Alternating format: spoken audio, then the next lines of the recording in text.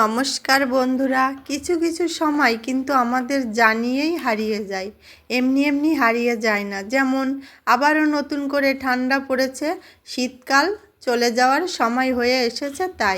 তার জন্য আমার কিন্তু পাটিসাপটা পিঠা বানানো হয়নি তেমন করে, অল্প কয়েকটা বানিয়েছিলাম আমার মেয়ে আসলে, কিন্তু বাবু বাড়ি ছিল না বলে ও খেতে পারিনি। তার জন্য কিন্তু আমি আবারও পাটিসাপটা পিঠা বানাবো বলে একটা ব্যাটার তৈরি করে রেখেছি। এবার খেজুরের গুড় কুচিয়ে নারকেল কুড়িয়ে একটা ডো তৈরি করে নিলাম, দিয়েছি এর ভিতর কয়েকটা কিশমিশ আর কয়েকটা কাজু বাদাম গুঁড়ো করে, তাহলে একটু মুখে পড়বে বেশ, নারকেলের সাথে ভালোই লাগবে খেতে।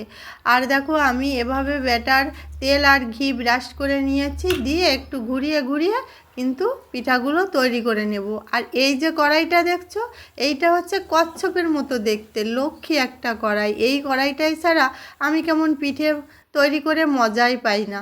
আর দেখো আমি কিন্তু ব্রাশ দিয়ে তেল ব্রাশ করিনি, বেগুনের বোটা দিয়ে তেল ব্রাশ করছি। কেন বলো তো? যদি কোনো কিছু কড়াইতে লেগে থাকে একটু, তাহলে ওই বোটা দিয়ে বেশ ঘষে ঘষে উঠিয়ে দিলে পিঠাগুলো ভালো উঠে যাবে। এই জন্য দেখো আমি তেল আর ঘি ব্রাশ করে আবারও ব্যাটার দিয়ে একটু ঘুরিয়ে ঘুরিয়ে গোলাকৃতি করে, যখন একটু শুকিয়ে আসবে তখন ওই নারকেলের ডো দিয়ে হাতের সাহায্যে পাকিয়ে নিয়ে আসবো। আর পুরোটা যদি হাতের সাহায্যে নিতে যাই, যদি ভেঙে যায়, তার জন্য আমি কিন্তু ঝাঁঝরি দিয়ে তুলে নিচ্ছি। এভাবে আমি বেশ কয়েকটা পিঠা তৈরি করে ফেলেছি। আর বয়স তো কম হলো না, এখন একটু নিজে নিজে ভালো করে পিঠা তৈরি করা শিখতে হবে। আমার শাশুড়ি মা যখন ছিলেন আমি কখনো পিঠা তৈরির কাছে যেতাম না, তাই এখন একটু চেষ্টা করছি, ভালোই হয়েছে। আর নিজে না করলে ছেলে মেয়েকে কী করে খাওয়াবো বলো? কেউ তো আর নারকেলের যা দাম হয়েছে অতিথিয়তা করতে আসবে না পিঠা দিয়ে দিয়ে।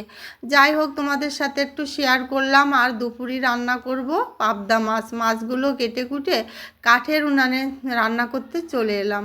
পাবদা মাছ সরষে বাটা আর ধনেপাতা দিয়ে কাঁচা লঙ্কা দিয়ে একটু ঝোল করে নিলাম, আর করলাম বিট পালন ভাজা। আর সকালে ডাল আর ভাত রান্না করা হয়ে গেছে। যাই হোক, পালন ধোয়া জল আমি ফুল গাছের গোড়ায় দিয়ে দিচ্ছি। সবজি ধোয়া চাল ধোয়া জল দিলে ভিটামিন আছে, ভালো হয় গাছের। আর দেখো আর একটা কাজ তো এখন শীতকালে বেশি আমাদের, যেমন আলু ধোয়া, আলুগুলোকে প্রথমে ঘষে নিয়েছি, এবার পরিষ্কার জলে ধুয়ে শুকাতে দেব। তাহলে আজকের কাজকর্ম তোমাদের সাথে শেয়ার করলাম। ভালো লাগলে লাইক কমেন্ট করে পাশে থেকো, শেয়ার করে বন্ধুদের মাঝে ছড়িয়ে দিও। তাহলে সবাই ভালো থেকো, টাটা, বাই।